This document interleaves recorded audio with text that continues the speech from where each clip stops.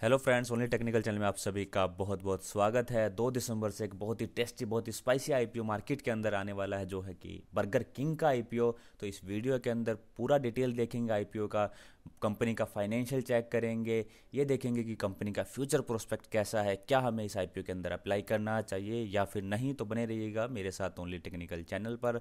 अगर आपने मेरा चैनल अभी तक सब्सक्राइब नहीं किया है तो ऐसे इंपॉर्टेंट वीडियो पाने के लिए प्लीज़ मेरे चैनल को सब्सक्राइब कीजिए। तो शुरुआत करते हैं सबसे पहले आईपीओ की इम्पोर्टेंट डिटेल से। आईपीओ की डिटेल आपके सामने है।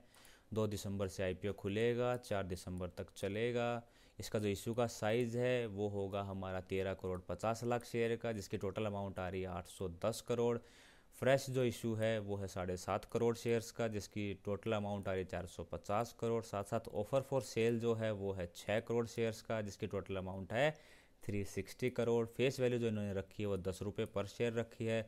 साथ साथ जो आईपीओ का जो प्राइस इन्होंने रखा है वो 59 to 60 पर शेयर इन्होंने रखा है। मार्केट का जो लोट रहेगा रिटेलर के लिए वो 250 शेयर का रहेगा। एनएससी बीएससी दोनों पे लिस्ट होगा।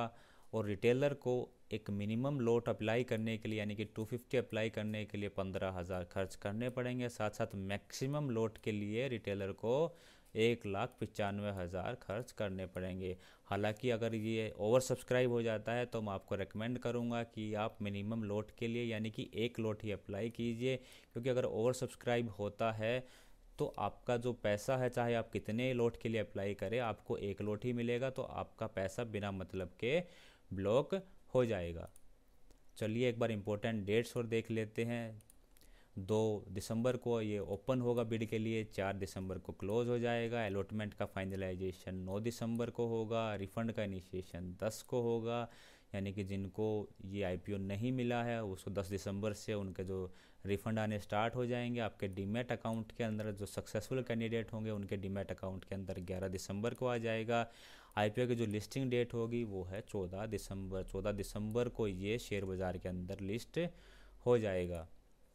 चलिए एक बार बर्गर किंग की इम्पोर्टेंट डिटेल्स और देख लेते हैं। बेसिकली ब्रीफ इंट्रोडक्शन है ये। तो इसका जो हेडक्वार्टर है वो फ्लोरिडा यूएस के अंदर है। ये 1954 1954 के अंदर कंपनी बनी थी, जो काफ़ी पुरानी कंपनी है। और वर्ल्ड के अंदर मैकडी के बाद ये second largest fast food chain वाली कंपनी है। यानी कि मैकडी नंबर 1 है, उसके बाद इसका जो नंबर 2 आता है पूरे वर्ल्ड के अंदर। इसके 18,000 से ज़्यादा स्टोर हैं, जो करीब करीब 100 कंट्रीज़ यानी 100 से ज़्यादा कंट्रीज़ में फैले हुए हैं। अगर इंडिया की बात करें तो इंडिया के अंदर इसके 216 से ज़्यादा स्टोर हैं। हालांकि अगर मैं इसको मैकडी से कंपेयर करूं, क्योंकि इसका सीधा सीधा जो कंपटीशन है वो मैकडी के साथ है, तो मैकडी के इंडिया के अंदर फ़िलहाल 470 से ज़्यादा स्टोर्स हैं। इसका जो प्रमोटर हैं वो QSR एशिया PTE लिमिटेड हैं, जिसके पास फ़िलहाल 99.4% शेयर हैं।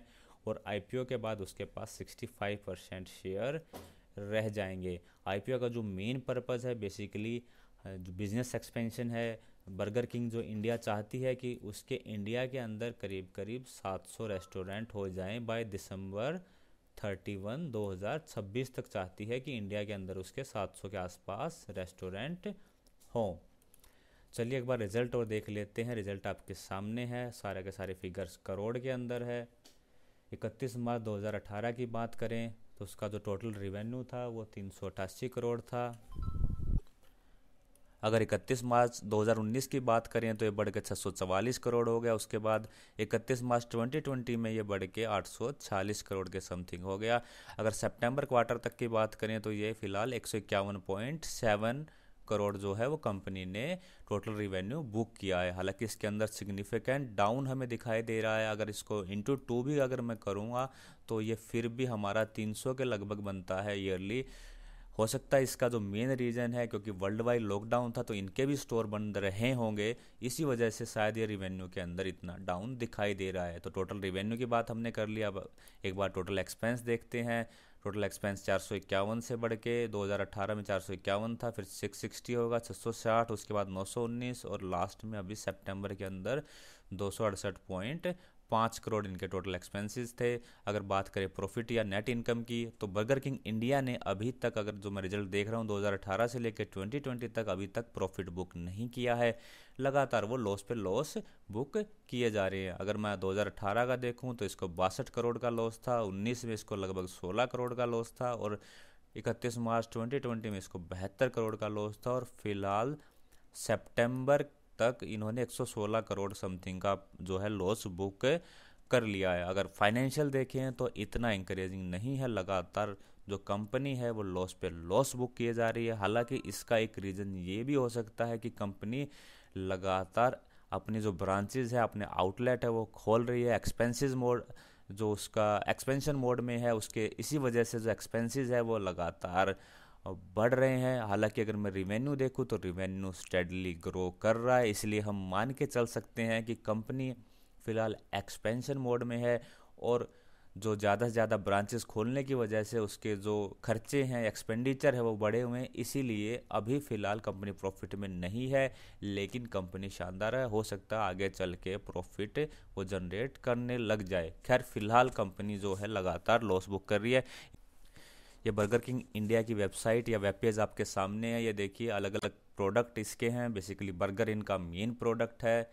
इसके बाद नीचे स्क्रॉल डाउन करेंगे तो आप अबाउट अस में जाके बर्गर किंग के बारे में पढ़ सकते हैं। इन्वेस्टर सेक्शन में जाएंगे, अगर आप इसको क्लिक करेंगे तो यहाँ पे फाइनेंशियल है, शेयर होल्डर के बारे में इंफॉर्मेशन है। फाइनेंशियल पे क्लिक करेंगे तो ऐसा एक फाइनेंशियल रिपोर्ट खुल जाएगी। अगर आप इसको डीप स्टडी करना चाहें तो यहाँ भी आप डीप स्टडी इसको कर सकते हैं।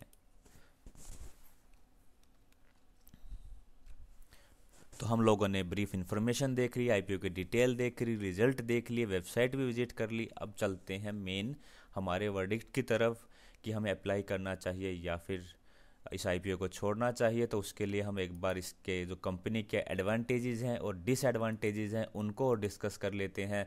सबसे पहले आपके सामने एडवांटेजेस हैं। तो जैसा कि आपको पता है, ये नॉट ओनली इंडिया, वर्ल्ड की सेकंड लार्जेस्ट जो है वो फास्ट फूड चेन है। नंबर 1 है, आपको पता है, मैकडी है, और इंडिया के अंदर ये भी सेकंड में नंबर पे है, और साथ साथ फास्टेस्ट ग्रोइंग है, काफ़ी अच्छे तरीके से एक्सपेंड कर रही है। इसको जो ब्रांड वैल्यू है, ग्लोबल ब्रांड वैल्यू है, जो काफ़ी अच्छी, काफ़ी शानदार, किसी भी कंपनी के लिए जिसकी इतनी अच्छी ब्रांड वैल्यू हो तो वो एक मेजर एडवांटेज रहता है। अगर मैं फ्यूचर प्रोस्पेक्ट की बात करूँ तो वो भी काफ़ी अच्छी है। इसके ग्रोथ का पोटेंशियल है, बिकॉज इसके ज़्यादातर जो स्टोर है वो फ़िलहाल मेट्रोपॉलिटन अर्बन एरियाज़ में है। धीरे धीरे करके सेमी अर्बन के अंदर भी एक्सपेंशन कर रही है। जैसा मैंने आपको बताया कि इसका एक्सपेंशन का प्लान है, ये चाहती है कि इंडिया के अंदर इसके 2026 तक करीब करीब 700 स्टोर हो जाए। तो यानी कि कंपनी के अंदर ग्रोथ का पोटेंशियल भी है और कंपनी लगातार ग्रोथ कर भी रही है। तीसरा एडवांटेज इसके लिए है कि जो आईपीओ जो इसने जो लॉन्च किया है उसका जो मेन पर्पज़ है वो बिज़नेस एक्सपेंशन है। जैसा कि मैंने आपको बताया, इसका जो बिज़नेस मॉडल है वो भी काफ़ी एक्सीलेंट है। तो कहने का मतलब ये सारी एडवांटेजेज होगी। अब ड्रॉबैक की बात करें तो अगर फाइनेंशियल इनका देखा जाए तो वो ज़्यादा इंकरेजिंग नहीं है। कंपनी लगातार लॉस पे लॉस बुक किए जा रही है। हालांकि इसका मेन रीज़न हो सकता है कि ज़्यादा से ज़्यादा आउटलेट खोल रही हैं, ब्रांचेस खोल रही हैं, तो फिलहाल इनका जो एक्सपेंडिचर है वो बढ़ा हुआ है, इसी वजह से इनको प्रॉफिट नहीं हो पा रहा। अगर मैं रिवेन्यू देखूँ तो रिवेन्यू स्टेडली ग्रो कर रहा है, इसलिए हम मान के चल सकते हैं कि फाइनेंशियल इनके ठीक ठाक है।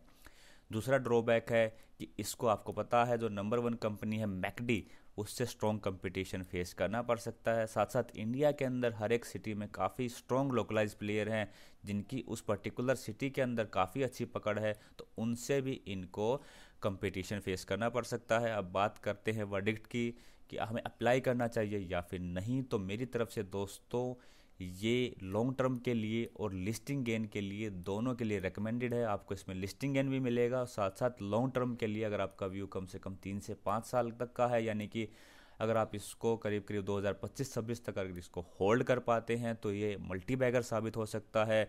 जिस तरीके का कल्चर अब सिटीज़ में चल पड़ा है, लोग हैंग आउट करना पसंद करते हैं, मैकडी हुआ या बर्गर किंग हुआ, ऐसी जगह पे टाइम स्पेंड करना पसंद करते हैं। तो ऑब्वियस है इनकी जो सेल है आगे चल के बढ़ेगी, इनका फ्यूचर प्रोस्पेक्ट अच्छा है।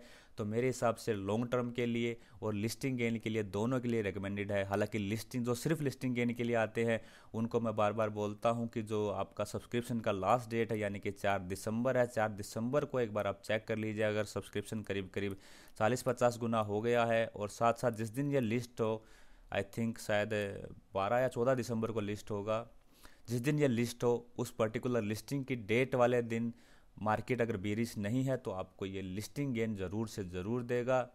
तो मैं हालांकि मेरी तरफ से ये लॉन्ग टर्म और लिस्टिंग गेन दोनों की तरफ दोनों के लिए रिकमेंडेड है। तो ये थी हमारे बर्गर किंग के ऊपर आईपीओ के ऊपर वीडियो। अगर आपको पसंद आए तो लाइक कीजिएगा, अपने दोस्तों के साथ शेयर कीजिएगा। वीडियो देखने के लिए आप सभी का बहुत बहुत धन्यवाद। जय हिंद, थैंक यू।